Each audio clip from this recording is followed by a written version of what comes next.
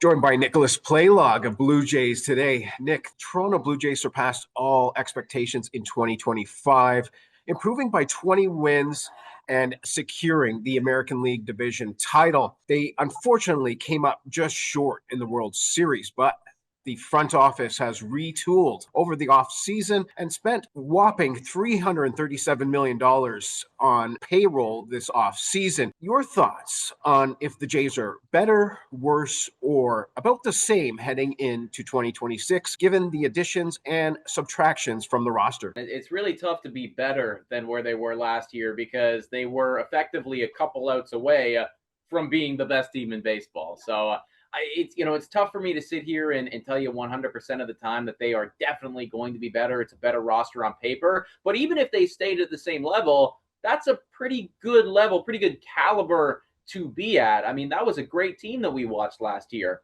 The one thing that I will say is that I think this unit walking into 2026 is better or more well-rounded than they were in 2025. They had an incredible strength last year when it came to the hitting. They could hit anything, and they hit a lot.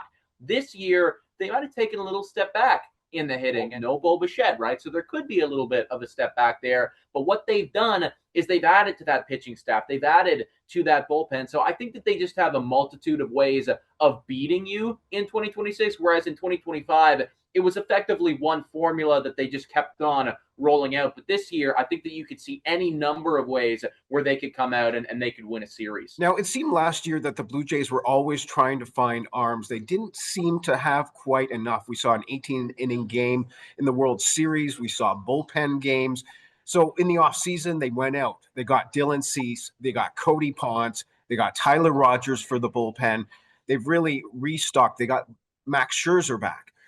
What do you think this team, this front office was doing? Do you think they looked at the blueprint of the Dodgers and said, hey, we still need to go get more arms on this team and be ready for a deep postseason run once again? I think that's definitely part of it, right? It would be ignorant or irresponsible of the front office not to take a look at what the best team in baseball is doing and try to replicate that in some capacity. But I would also say that they took a look inwards at themselves and realized, what was our biggest weakness last year? It was the starting pitching. And in fact, for a team that won 94 games, having a starting pitching staff that had the 20th ranked ERA in all of baseball is actually kind of miraculous. The fact that they did win so many games with a below average starting pitching unit.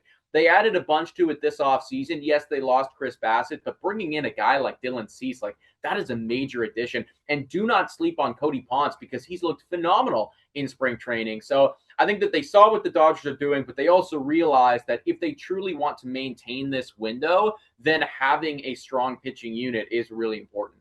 Max Scherzer was on Blue Jays Today with you guys just a couple weeks back. Now, you had a chance to talk to him, and it seems to me, outside of what he does on the field, which was very good this past spring training, looked great. But what does he offer in the locker room, on the bench, as a veteran pitcher? Oh, he offers so much, man. And I'll tell you right now, there's a lot of misconceptions out there about Max Scherzer. He kind of looks like a bit of a psychopath on the bump, but I can assure you that he is a really awesome and down-to-earth, humble guy when he's off the bump and just talking to you guy to guy. I think the coolest thing about Max, or what sticks out to me about his presence, is actually something that John Schneider said when we were down there in Dunedin, Florida. We got to take part in a media scrum, and it just so happened that this was the first day that Max Scherzer was reporting to camp. And John Schneider was speaking, and he told people, he's like, yeah, I was up half an hour early today. I had some extra energy. I didn't need to drink a cup of coffee this morning. And it was because Max Scherzer was in the building. He knows what energy and just what firepower Max Scherzer brings to this team with his attitude and the way that he approaches the game. And he knows that he's got to match that level, right? It's kind of like, I think about it, in terms of those NFL fans out there. Like, people say when they were on a team with Tom Brady, you just knew that there was a standard, there was a caliber of play that you had to be at because he was always at that caliber. And I'm not saying that Max Scherzer is Tom Brady at this point of his career, but he certainly still brings that respect and he demands it in the clubhouse. Now, losing Bo Bichette's bat in that lineup is going to be tough, but they did make the addition of Kazuma Okamoto over from Japan. How do you see Okamoto fitting into this lineup, both defensively and offensively? And can he kind of take away some of the sting from losing Bichette? So I'll start with the second part there in terms of can he replicate or replace Bo Bichette's production? It's ignorant, I think, or it wouldn't be right for me to come out and say that he can be a one-to-one replacement for what was one of the better hitting shortstops of the last 5 years. At the end of the day, Kazuma hasn't played in MLB before, so we just don't know what we're going to get. But I will say that it is a very tantalizing mystery box. There was a multitude of seasons over there in the NPB where he was considered one of, if not the best hitter in that league, and a multitude of seasons where he was hitting high 30 home runs. On top of all of that, his defense, which for whatever reason people were criticizing when he signed with the Jays, was actually well above average over there in Japan as well. So I think he's going to provide a lot to the Toronto Blue Jays. It's also really reassuring that he is a 29-year-old. A lot of the times you see some of these Japanese players come over, they're still really young, and whilst they were really solid over there, they just haven't really established themselves yet as their true, professional baseball player selves. Whereas he's been around the game for a long period of time. So I certainly think he's going to provide a lot of value. I don't know if it's going to be a one-to-one replacement for Bo Bichette, but he's definitely the Blue Jays player that I'm most intrigued with walking into the season. Blue Jays today have the opportunity to head down to Dunedin and check out the complex, not only see some of the guys in their workouts and in the games this past spring training. Was there any takeaways from what you saw? Was there any guys out there that you kind of pinpointed and say, this guy looks like he might be something that may raise the bar, may raise the ceiling for the Jays coming up in the 26th season? I think Dalton Varsho has it this year. I know that a lot of people have been kind of disappointed with the offensive production from Dalton Varsho ever since they traded away Lourdes Guerrero Jr. and Gabriel Moreno, and that was multiple years ago. And the offensive output from Dalton Varsho hasn't been what people had initially hoped for.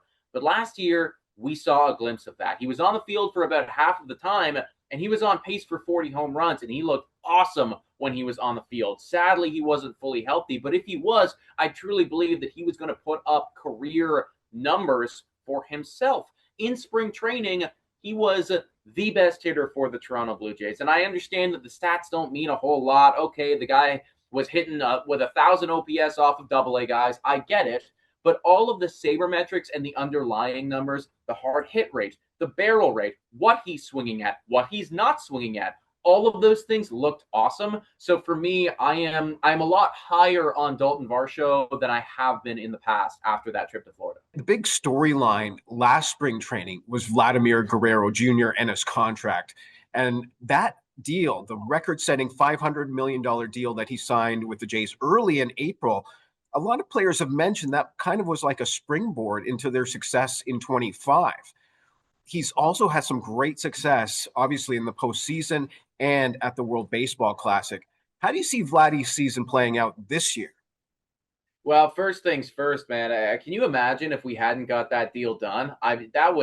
That really would have just been that changed everything, right? We would have been entering into this offseason. We'd have no idea if Vladdy was on the team long term. Who knows what the future of the Toronto Blue Jays are. So thank goodness that Vladdy is here for another 14 years because he truly is the foundation. And at this point, this is his team. In terms of what he's going to do this season, my hopes are high and my expectations are high. We saw him deliver in that playoff run. He became the best hitter on the planet for about a month there. Vladdy turned it on. When the lights got bright, he was as hot as anyone. So I don't expect him to stay at that level for a full 162, but I do think that we're in for a big regular season for Vladimir Guerrero Jr., especially considering how good he was in the World Baseball Classic. And that is Nicholas Paleolog, along with Adam Peddle. They are Blue Jays today. Where else can we find you outside of YouTube?